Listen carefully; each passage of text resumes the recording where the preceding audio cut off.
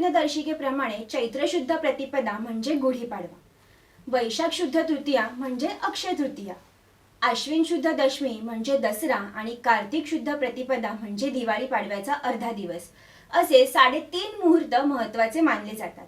या दिवशी संपूर्ण दिवसच शुभ असल्यामुळे शुभ कार्यासाठी वेगळा मुहूर्त काढण्याची गरज नसते। तर जाणून घेऊया 3.5 मुहूर्तांमध्ये अक्षय तृतीयेला महत्त्व का आहे। नमस्कार, मी समीक्षा देशमुख, दैनिक सागर मध्ये आपले स्वागत। अक्षय म्हणजे शाश्वत, जे कायम राहते, आणि तृतीया म्हणजे शुक्ल पक्षाचा तिसरा दिवस। यामुळे या दिवशी केलेले कार्य दीर्घकाळ टिकते असा विश्वास आहे। म्हणूनच नवीन व्यवसाय, नवा उपक्रम, वास्तू खरेदी, सोने खरेदी, विवाह आणि इतर गुंतवणुकीसाठी हा दिवस शुभ मानतात। तसेच भार्गवार्चन दीपिकेमध्ये स्कंद पुराण आणि भविष्य पुराण याचे संदर्भ देऊन सांगितले आहे की याच तिथीवर पुनर्वसू नक्षत्रावर रात्रीच्या पहिल्या प्रहरी शुभ ग्रहांच्या योगात आकाशात मिथुन राशी स्थित असताना रेणुका देवीच्या पोटी भगवान विष्णूने परशुरामाच्या रूपात जन्म घेतला होता। म्हणून या तिथीला परशुराम तिथी असेही म्हणतात। भारतीय संस्कृतीचा इतिहास आणि काही पौराणिक कथांच्या अनुषंगाने अक्षय तृतीयेला अनेक महत्त्वाच्या घटना घडल्या आहेत। कृत अथवा त्रेतायुगाची सुरुवात याच तिथीने सुरू झाली असे मानतात।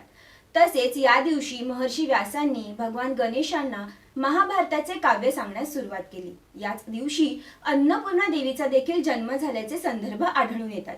तर गंगा नदी या दिवशी पृथ्वीवर अवतरली, म्हणून हिमालयन प्रदेशात हिवाळ्यात प्रचंड बर्फवृष्टीमुळे बंद केलेले केदारनाथ, बद्रीनाथ, गंगोत्री आणि यमुनोत्री या 4 धाम मंदिरांची दारे अक्षय तृतीयेच्या शुभ मुहूर्तावर उघडली जातात।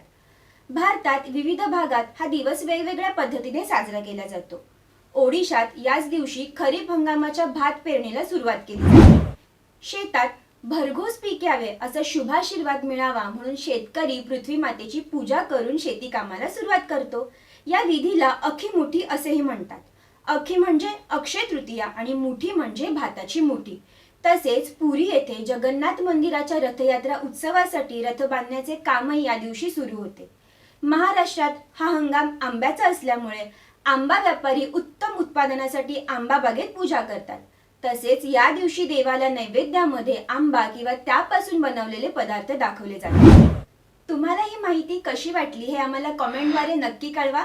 दैनिक सागर कडून तुम्हा सर्वांना अक्षय तृतीयाच्या खूप खूप शुभेच्छा। धन्यवाद।